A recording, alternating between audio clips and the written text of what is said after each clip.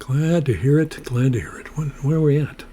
Oh, we're right about at a point where a guy, if he didn't know better, a guy would end up, kind of saying, "It's Tuesday, Tuesday, Tuesday, the day that time forgot," which is our traditional opening to Poetry Break, Poetry Break, Poetry Break, where we spare no expense on the special effects. That's right, ladies and gentlemen.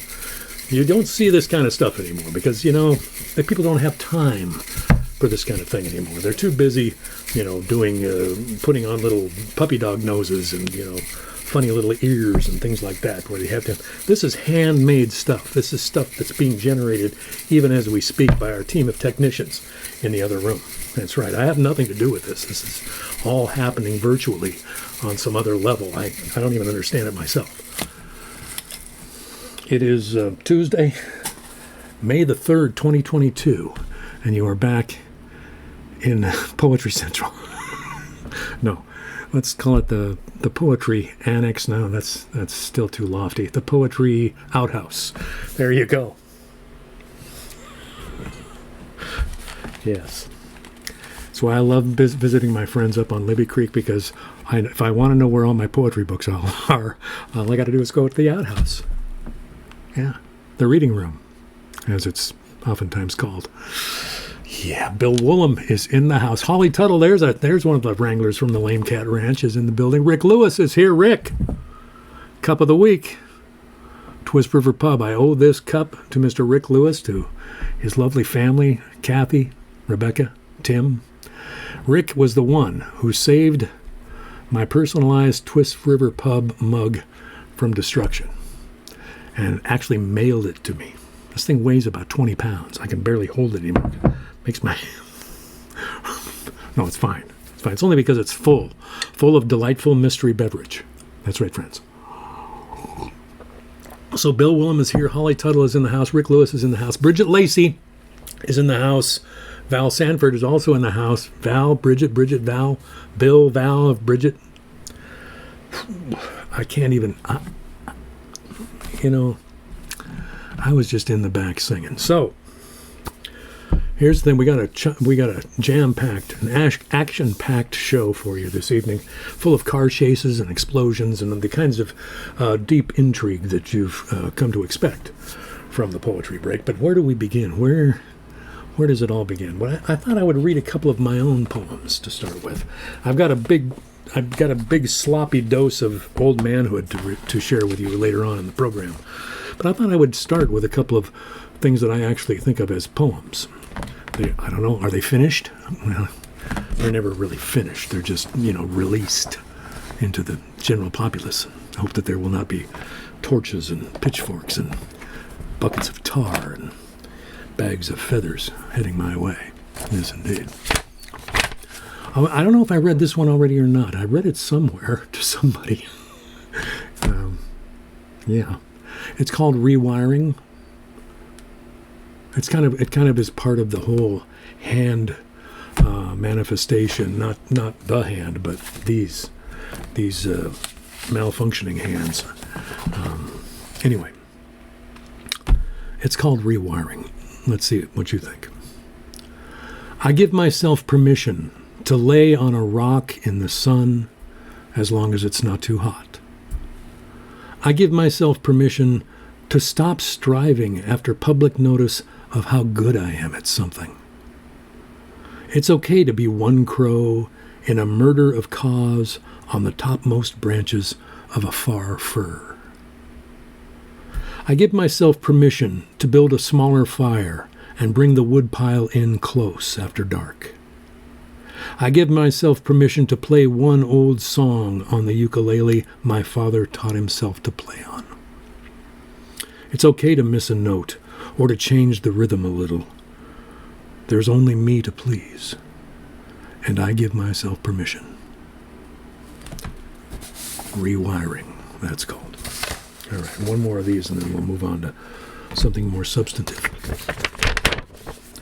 This one, I'm sorry if I'm getting a little bit of this, but I realize that I'm spending a lot of time like this, and that just doesn't seem like a good look, especially with the scattered foliage on top of my head.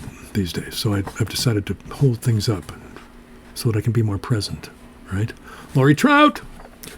Thank you. Thank you, Lori, for being here. Because I need this, and I've been waiting for you before I do the the Lori Trout commemorative shot. Irish whiskey tonight. What can I tell you? It's what I've got on hand. It works fine. Thank you very much. You'll hear more about this later. I think it's the same bottle, actually. Here we go. Lori, to you.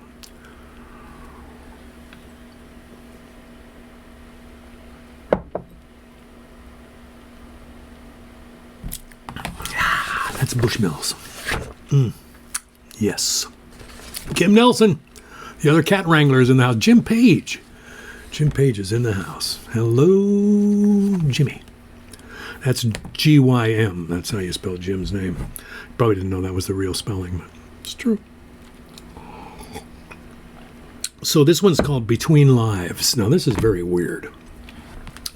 I'm surprised by this. It's one of those things where if you're writing all the time and you're not paying attention, which is the ideal, right? Is to not pay attention until you go back later and read it. And then sometimes you're like, what the heck was I thinking about? What? This is called Between Lives. Because I raised my hand, I was picked. Out of the scrap heap between lives. They said, make that one a poet. He looks like he can take it. Look at that face, barely in focus. He looks crazy already. It might take a while, but he'll make an excellent old man if he makes it. These are the kinds of conversations one overhears when one is between lives and not sure whether there's another chance or not. Sometimes there isn't. Don't be a smarty pants. You don't want to piss these people off. You could end up as a pellet of deer shit deep in the woods. I don't mean to be cruel, but where's the meaning in that? I'm surprised it even made it into this poem. Between Lives, that's called. Okay, there we go. Now, because I've been reading women, there's a poem I have to read because it just seems perfectly appropriate. I was going to feature the poetry of Eileen Myles in a big way tonight, and I may on some future occasion, but I've got a lot of poems that people sent in to the lovely Poetry Break 22@gmail.com, our email address. And you're welcome to send a poem that you love, the poem that you remember from your childhood especially. Those are great. I've been getting a lot of those. And most of the ones that other people have sent, I'm like, I remember that from when I was a kid too. So those kinds of things, or something that you've written yourself. It doesn't have to be for air. Just say it. Don't not for reading on the air until we've talked about it or something. I don't know.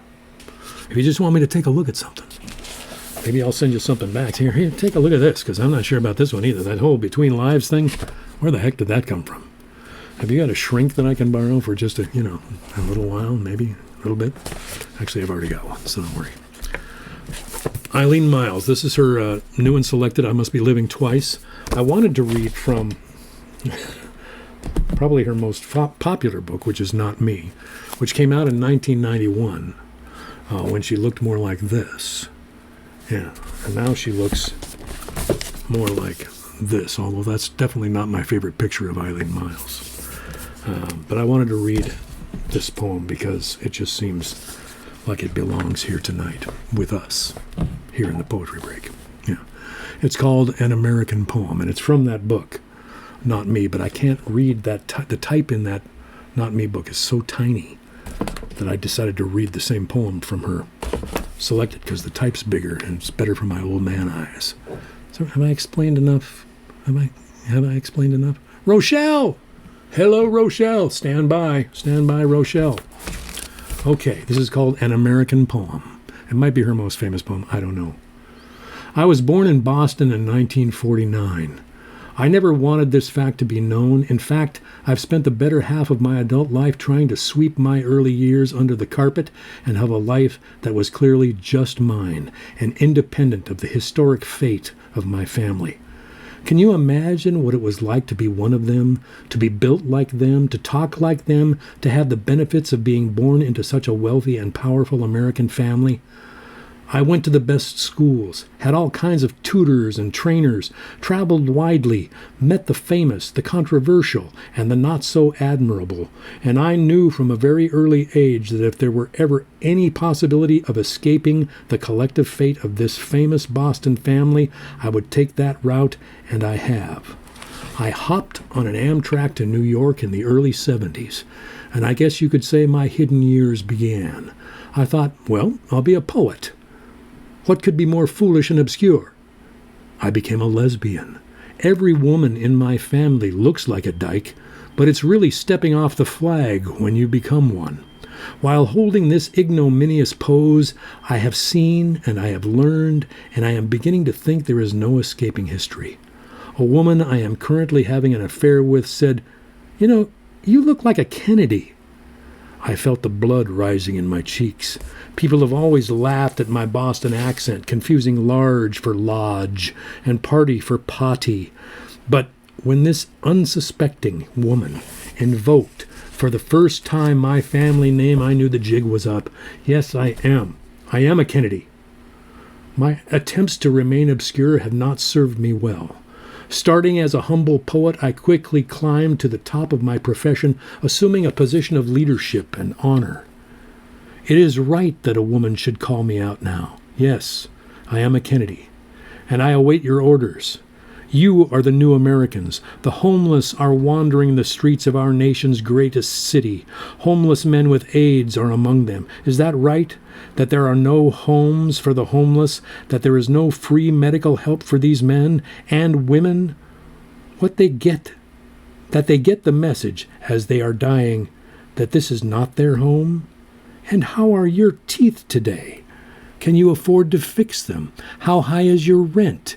If art is the highest and most honest form of communication of our times, and the young artist is no longer able to move here and speak to her time, yes, I could, but that was 15 years ago, and remember, as I must, I am a Kennedy. Shouldn't we all be Kennedys? This nation's greatest city is home of the businessman and home of the rich artist, people with beautiful teeth who are not on the streets. What shall we do about this dilemma? Listen, I have been educated. I have learned about Western civilization. Do you know what the message of Western civilization is? I am alone. Am I alone tonight? I don't think so. Am I the only one with bleeding gums tonight? Am I the only homosexual in this room tonight? Am I the only one whose friends have died, are dying now? And my art can't be supported until it is gigantic, bigger than everyone else's, confirming the audience's feeling that they are alone, that they alone are good, deserve to buy the tickets to see this art, are working and are healthy, should survive, and are normal. Are you normal tonight? Everyone here, are we all normal? Is it not normal for me to be a Kennedy? But I am no longer ashamed, no longer alone.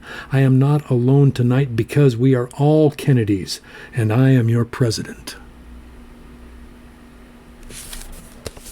Eileen Miles. We will hear more from Eileen Miles, I guarantee. You know, it's interesting because I've had this book for a few years, and I started like I do when I buy someone's selected or collected. I start with their most recent stuff and work backward. Well, I had pulled out my copy of Not Me, and I started reading this, and this is from 1991. It's still like her fourth book, her third or fourth book. So I was like, wait a minute. So then I started at the beginning of this, and I started starring all these poems. I started making all these notes and saying, I want to read this, I want to read this, I want to read this. So trust me, you're going to hear more from Eileen Miles. Did you hear it? Oh, I think there's like a helicopter flying over. We get those odd sounds because here we are. It's the hand, ladies and gentlemen, the hand. The hand is flying in. The hand is in medevac kind of situation. Hand. Have I told you lately how good you smell? The hand always has the most lovely smell. She thinks I want to let go, but I don't. You need to, yeah. the hand. Ooh, I almost got a glimpse of it there. What do we got here? Joseph Webb, Joe and Kat are in the house. Katrina Knight, Lori Trout, Mark Kenny. Mark! Haven't heard from Mark in the old email address, the old, Poetry Break 22. Not that I'm encouraging, fanfaronade of abundance. Rick Lewis, Rochelle Hamill. Hang on, Rochelle. Janine Boggs and Julie Powell, both here, both my cousins. Yeah. Let's see, Janine's on Whidbey Island, and Julie's out in, Port Angeles? Port Angeles. Yeah, I'm pretty sure. Bill Woolham, all the way from Kellogg, Idaho. Good to have you here, sir. Val Sanford from down in Portland. Bridget Lacey from down Chehalis, Centralia way. Cindy Clark. Where's Cindy Clark? Cindy Clark is close by, right? No, Cindy Clark is right here in the greater shoreline area. And then we've got Holly Tuttle and Kim Nelson, who are the chief wranglers at the Lame Cat Ranch out on Vashon Island. That's right. Me, I'm just sitting here. I'm just sitting here thinking what I'm going to do next. That's what I'm going to do. Now, I mentioned Rochelle a couple of times. Rochelle and I went to kindergarten together, which I didn't even remember until sometime after we had been in junior high and high school together. Yeah. I was looking through the my old class pictures from kindergarten, and there was Rochelle. Rochelle, we were Mrs. Plotz, Franklin Elementary. Yeah, back in 1861. Anyway, Rochelle wanted to hear a little Henry Wadsworth Longfellow. Yeah, because there was an anniversary that came up last month in April.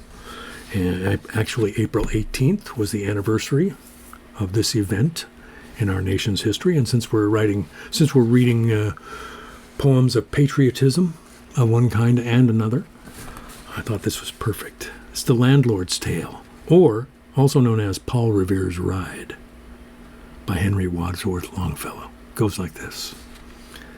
Listen, my children, and you shall hear of the midnight ride of Paul Revere on the 18th of April in 75.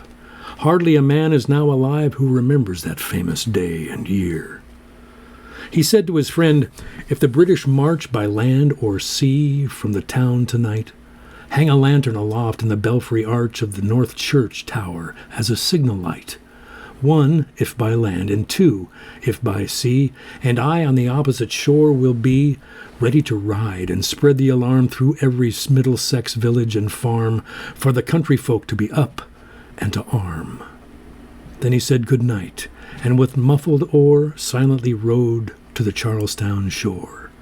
Just as the moon rose over the bay, where swinging wide at her moorings lay the Somerset, British man of war, a phantom ship, with each mast and spar across the moon like a prison bar, and a huge black hulk that was magnified by its own reflection in the tide.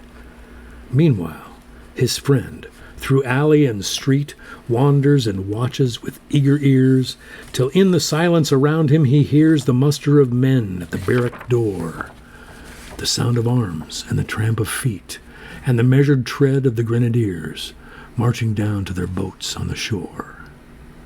Then he climbed the tower of the old North Church by the wooden stairs with stealthy tread to the belfry chamber overhead, and startled the pigeons from their perch on the sombre rafters that round him made masses and moving shapes of shade, by the trembling ladder, steep and tall, to the highest window in the wall, where he paused to listen and look down a moment on the roofs of the town, and the moonlight flowing over all.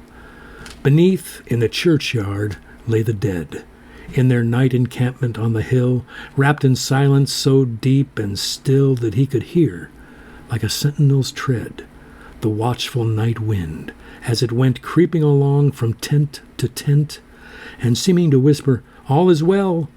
A moment only he feels the spell of the place and the hour, and the secret dread of the lonely belfry and the dead, for suddenly all his thoughts are bent on a shadowy something far away, where the river widens to meet the bay, a line of black that bends and floats on the rising tide like a bridge of boats. Meanwhile, impatient to mount and ride, booted and spurred with a heavy stride, on the opposite shore walked Paul Revere. Now he patted his horse's side, now gazed at the landscape far and near, then, impetuous, stamped the earth, and turned and tightened his saddle girth. But mostly he watched with eager search the belfry tower of the Old North Church as it rose above the graves on the hill, lonely and spectral and sombre and still. And lo, as he looks on the belfry's height, a glimmer, then a gleam of light. He springs to the saddle, the bridle he turns, but lingers and gazes, till full on his sight a second lamp in the belfry burns. A hurry of hoofs in a village street, a shape in the moonlight, a bulk in the dark, and beneath, from the pebbles, in passing, a spark struck out by a steed flying fearless and fleet. That was all. And yet, through the gloom and the light, the fate of a nation was riding that night, and the spark struck out by that steed in his flight kindled the land into flame with its heat. He has left the village and mounted the steep, and beneath him, tranquil and broad and deep, is the mystic, meeting the ocean's tides, and under the alders that skirt its edge, now soft on the sand, now loud on the ledge, is heard the tramp of his steed as he rides. It was 12 by the village clock when he crossed the bridge into Medford town. He heard the crowing of the cock and the barking of the farmer's dog, and felt the damp of the river fog that rises after the sun goes down. It was 1 by the village clock when he galloped into Lexington. He saw the gilded weathercock swim in the moonlight as he passed, and the meeting-house windows, blank and bare, gaze at him with a spectral glare, as if they already stood aghast at the bloody work they would look upon. It was 2 by the village clock when he came to the bridge at Concord town. He heard the bleating of the flock and the twitter of birds among the trees, and felt the breath of the morning breeze blowing over the meadows brown. And one was safe and asleep in his bed, who at the bridge would be first to fall, who that day would be lying dead, pierced by a British musket ball. You know the rest. In the books you have read, how the British regulars fired and fled, how the farmers gave them ball for ball from behind each fence and farmyard wall, chasing the redcoats down the lane, then crossing the fields to emerge again under the trees at the turn of the road, and only pausing to fire and load. So through the night rode Paul Revere, and through the night went his cry of alarm to every Middlesex village and farm, a cry of defiance and not of fear, a voice in the darkness, a knock at the door, and a word that shall echo forevermore, and a word that shall echo forevermore. For born in the night wind of the past, through all our history to the last, in the hour of darkness and peril and need, the people will waken and listen to hear the hurrying hoofbeats of that steed and the midnight message of Paul Revere.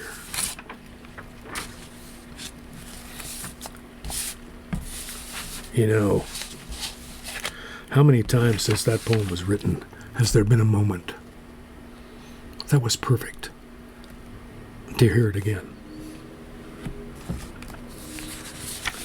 I feel like we're in one of those moments right now. Anyway, thank you, Rochelle, for asking for that. I remember hearing that. I remember hearing my dad read that to my sister and I when we were kids. So, yeah. How many of us have heard that? I don't know when the last time I heard that was, but it was probably before I was a teenager. Now, those first lines, you know. Listen, my children, and you shall hear. Ah, baby. Okay. My cousin Janine Boggs sent me a poem like 2 or 3 weeks ago. I think it was after the first poetry break. But for some reason, the poem got turned into HTML language in my the poetry break 22 at gmail.com. And I couldn't read the poem, so I wrote her back and said, for some reason the poem didn't come through, and she sent it again. And I love this one too. This is another poem of our youth, right? That many of us will remember from our youths. Yes. So from my cousin Janine, she said, "It's a silly poem from my youth, but held a lot of meaning for me. That space between being a child and being an adult." The poem is Where the Sidewalk Ends by Shel Silverstein. And it goes like this. There is a place where the sidewalk ends and before the street begins, and there the grass grows soft and white, and there the sun burns crimson bright, and there the moonbird rests from his flight to cool in the peppermint wind. Let us leave this place where the smoke blows black and the dark street winds and bends, past the pits where the asphalt flowers grow. We shall walk with a walk that is measured and slow, and watch where the chalk-white arrows go to the place where the sidewalk ends. Yes, we'll walk with a walk that is measured and slow, and we'll go where the chalk-white arrows go. For the children, they mark, and the children, they know the place where the sidewalk ends.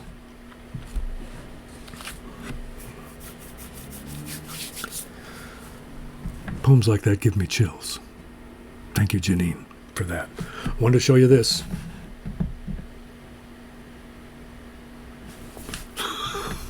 My mom gave me that for my birthday back in February. Yeah, I love that. If you didn't get a look. Thank you. That's about as risque as we're going to get tonight, at least visually. Now, in terms of literature, I don't know. Another one that was sent in, actually, this was sent in by the hand. But the hand, Hayden Reese, our friend Hayden. Is he here tonight by chance, Hayden? Gary Schulstad's in the house. Yes. Janine, Rochelle, Theo. Mr. Theo from the Couth Buzzard is in the house again tonight. A literature of his own, of the first order. Theo, you should send a poem in. I'd love to read a Theo poem. So, Hayden Reese turned us on to this guy on Facebook. His name is Nils Peterson. And he writes, he's a writer. I think he's older than us. Even older than us. And he's still, still kicking. But he's just a great writer.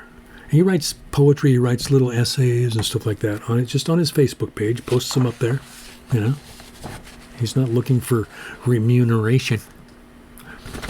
He's just writing what he's living, writing what he feels. And I love this stuff. So this is a piece by Nils Peterson. I have not secured permission to broadcast it tonight, so I'm sure the legal team in the other room will be fielding calls as soon as I've read this. This is called How To by Nils Peterson. The leaves outside my window shake with a deeper shake than the continuing ripple of the light morning midsummer breeze. Squirrels, I think, and think of how I know they're there, though I can't see them. Not a large movement, but enough if you pay attention. This is how the ancients found holy places and found the ley lines that led from one to another. Earth offers a little gesture. Some subtle thing moves. Ah, you say, and then ah again, if you are paying attention and mark where you are. You leave a stone.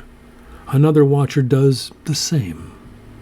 Soon a cathedral where choir boys pay little attention but sing the mass anyway. How To by Nils Peterson. And you see there's just a wealth of stuff coming over the transom. I don't have to pull out books and stuff. It's right here. Right here. Right here. Yeah. In the backward world. It's right here. poetrybreak22@gmail.com. Now I want to finish up with these for tonight with a poem written by a dear old friend of mine who I've known for 40 years. Mary Pecka is her name. My Wadsworth friends will recognize Mary Pecka's name because we all knew her back at Wadsworth. She was as wild then as she is now, and God bless her for that. And I had written Mary a letter. Mary and I have been in touch over the years, and Mary has met Diane, and Diane has met Mary, and it's just, an instantaneous kind of going on there, which I love. But Mary's a dear old friend, and so I'd written her recently, like within the last month and a half or so, because she was writing us this series of amazing postcards, right? I've got them right here, there are a lot of them, where you'd get a picture like this, or a lot of them were pictures that she had taken when she was in Italy, touring around, Anyways, Mary is a dear human being that I have known and cherished for 40 years. So I'd written her a letter because she had written a postcard kind of describing a walk she'd been on where, her hips were complaining, and stuff like that, kind of, some kind of old manhood stuff, but from her perspective.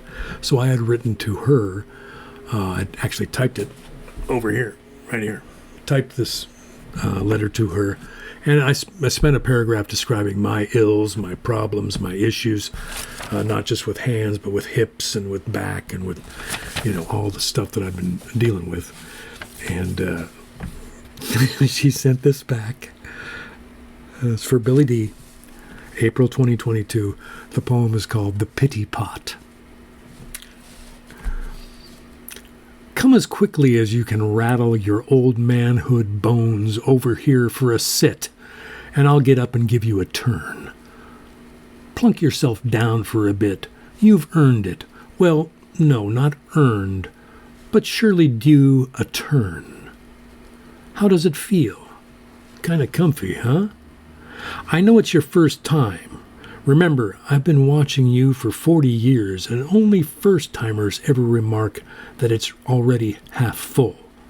We veterans know it's half empty, with infinite capacity for all you can pour inside, like maybe how unfair it is, feeling pain in parts that are numb, becoming a reluctant a cappella act, reading lines twice because, well, they're there. Writing only in code with no known cipher, enduring remedies that create new aches, wanting control of the finger trying to brush aside that strand hiding the blue eyes of Diane. Loving language but learning words like myelin, sciatica, bursitis, neuralgia, sclerosis. Yeah, all that. And that too. So go ahead and shout it out. Give it a good, why me? But don't expect an answer. After all, this is just a big, dumb tub. Fill it with your circumstance. But when you're done, would you move it along? I could use another turn. Poor me. I just stubbed my toe. The Pity Pot by Mary Pecka. What an all-star cast we have had from the guest book tonight. Thank you to each and all for sending those poems in. Both the requests. I mean, Rochelle, I swear to God. And Janine, oh my God. Diane, holy crap. Mary, what can I say? Okay, where are we at here? It's already past 7:30. I kept thinking that I could do this in a half an hour, but it's just not working out that way. So we're going to shoot for 45 minutes maybe. Heidi Muller is in the house. Hello, Heidi. Welcome aboard. I'm sorry if I've missed people. I'm seeing the scroll, but I can only read the names. I can't, even from this close, I can't read the messages. I can only read the names. My eyeballs ain't what they once was, as are most of my parts. But I'll tell you, I went and saw a new physical therapist this week, actually just yesterday, and I think this is going to be okay. I think I may be able to establish a new relationship. My physical therapist that I've been seeing for a number of years recently retired, so I mean, I guess you got to expect that kind of stuff's going to happen, right? So, anyway, I want to read some Oldmanhood tonight. You got to keep in mind that this is a journal more than it is a book of poems, at least in its current state. So these are untried, untested, unrevised for the most part, except maybe a scratch out here and there and a correction to the typing, because these are all done on the typewriter. Now, Diane and I spent part of last week out at La Push, which is why there was no poetry break last week, because we were out at La Push. We had not been out there since, we think it was October of 2019. We used to go out there twice a year, and just because it's a chance for us to unplug from everything. When we used to go out there, we would take like DVDs and stuff with us, and in the evening when it got dark, we would, watch a movie on our computers. We'd bring a little Bluetooth speaker and yada yada. One time we went out there, and I had forgotten the Bluetooth speaker, and we had these DVDs, but we couldn't watch them because you couldn't hear well enough on the computer and yada yada. It was like, what are we gonna do? Well, we'd also brought a bunch of books by Robertson Davies, so we both ended up reading Robertson Davies all weekend. And we thought, at that point, we said, wait a minute. Let's never bring movies out here ever again. Let's just bring books. Because the other thing we were doing is we were sleeping. I mean, this last week, I would take like a 2-hour nap during the day and then sleep like a stone all night. And that just doesn't happen. Usually if I'm around here, if I take a nap during the day that's longer than 20 minutes, it's going to affect my sleeping that night. I'll often take a nap if I know I'm going to be up late or something like that. Anyway, so we were out at La Push, so this is the Push sequence from Oldmanhood. I have no idea what the final shape of this thing will be, but in the meantime, it's casual, right? We're casual people doing casual stuff among other casual people. Let's be all about that, shall we? All right then. Guess what? The ocean hasn't changed at all. Sturm and drang. The constant stream of crash and strum bringing all the elements out of the spray and onto the fraught thinking we traveled in with. It will take me a while to settle in, for the words to find their sea legs again, but it feels so good to breathe this in deeply and to let it wash over me, really soak in. I have a bottle of Irish whiskey. I've had about 1/20th of the bottle so far, and it seems to be helping me get my sea legs again. The trick is in knowing when to stop. I'm still practicing. I had an accidental call from one of my all-time best friends yesterday. His name is Scott, and he and I were summer friends on the Fox Island of long memory. I've got a lot to say about Scott. It's impossible to begin, because he permeates me from the time I was 8 years old to when I spoke to him 2 days ago. We cry together for the diminishments of our parents. We cry for the diminishments in ourselves. We have such a long story together, and though we are different in our approaches to nearly everything we do, there is the common ground of where we came from, the memories we have in common. The strange nights of watching our parents behave wildly in their wild youths, and the salt water in our blood.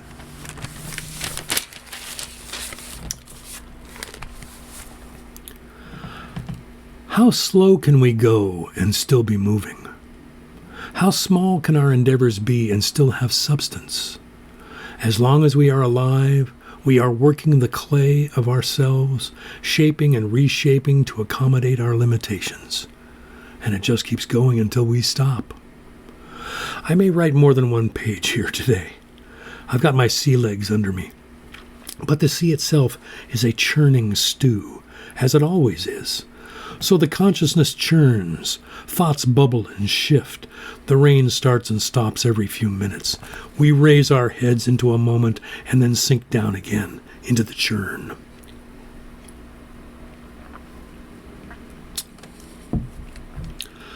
I think of my mother and her small life. How little meaning she sees in it now, wondering why she's still here.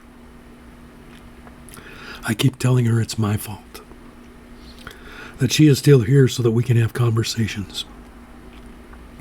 We are having some great talks about being old, though she doesn't believe that I am old, and about the meaning of life, and how screwy everything is nowadays, with so much anger and hate in the world. I blame myself for my mother's continued existence. I should probably let her go, but I can't. She's been my mother for 65 years.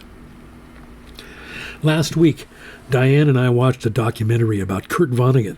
It was really well done. The filmmaker spent 40 years on it. In the film, there are several clips of Vonnegut typing on the same typewriter I am typing on right now. I was pleased.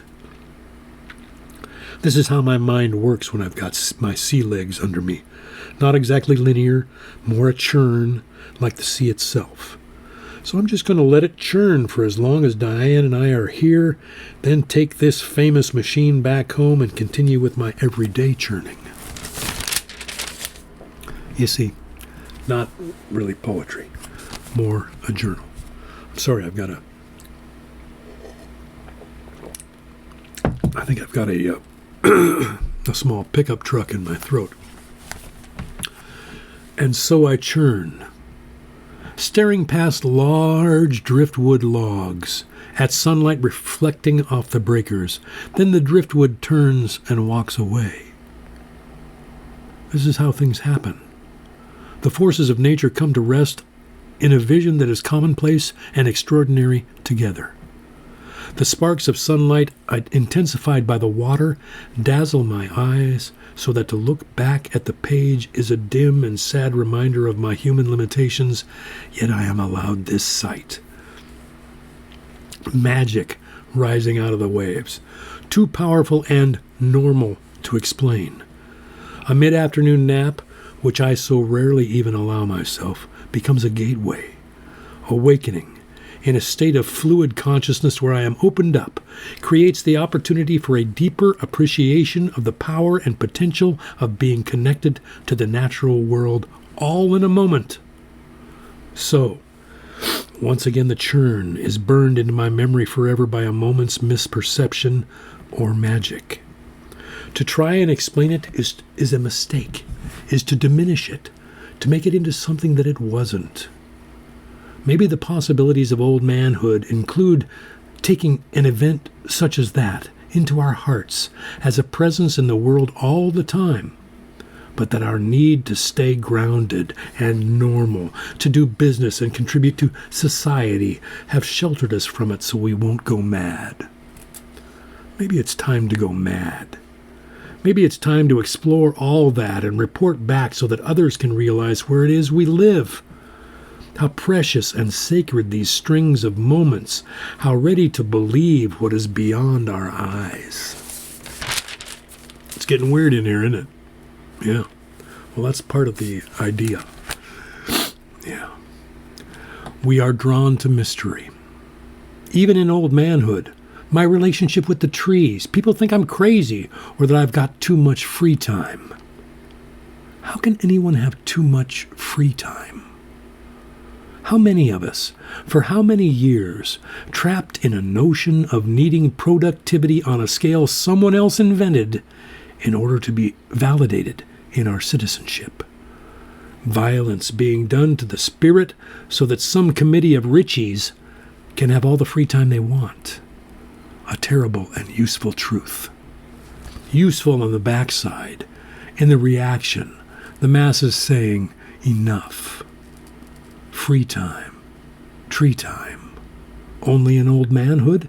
Should I be celebrating or demonstrating? There's only one real answer. To think of it as our reward, because our energy has mostly been spent. Rebellion is truly for the young to undertake because we oldies can't take the pace.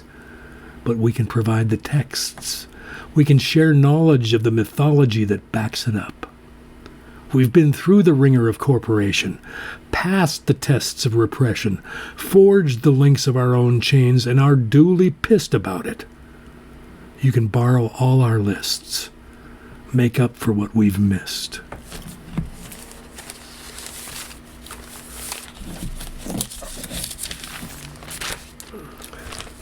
Now from back home. Re-entry falls into a familiar bed and sleeps there, opened up. Of course, there's the crash of reality, a conversation with someone from another planet where all the stories are strange to you and good news is greatly gone. Like coming home from church camp and finding Jesus has stayed behind to work with the next group of recruits. You're on your own again, 8th grader. Good luck with that self-image shit. The sun is out, but it's not too warm. The trees got an earful this morning as I praised their wind-blown sisters and brothers behind the dunes, the bones of their dead relatives woven together in gray sculptures like a chorus of uplifted supplicants. The sky dazzle, the wave dazzle, the mind dazzled to delighted blankness by the power and perspective of it all. Our small place in the universe, our suicidal industry, our church camp riddles sold off as faith to vulnerable adolescents, unsure enough to be useful because they are loud, brave, and relatively unbroken by experience. All these stories in the tangled driftwood thrown up by waves who know what they're doing. This is clay to be taken up and shaped back here in Oldmanhood. Clay of a new future, full of words and curves. Clay of what I look like now. Warm clay sliding off its armature, ridges of wire showing through. Clay of remembering how to dream tiny in a world too big to catch. Clay of us oldies, laughing at misery as the first step to joy. There you go. That's some of the ocean stuff. I ended up not reading all of them. I started to realize that I was just kind of dragging out. Yeah. Folks, thank you for being here tonight. Thanks to the folks who sent in ideas, things for me to read. I heard from someone in Romania this week. Yeah. It's amazing. Anyway, thank you, Val. Thank you, Rochelle. Thank you, Holly. Scott Higgins. There he is. There's Scott. He's in the house. Thank you, Mark. Thanks, Heidi. Thanks. I can't read all the names. I'm tearing up.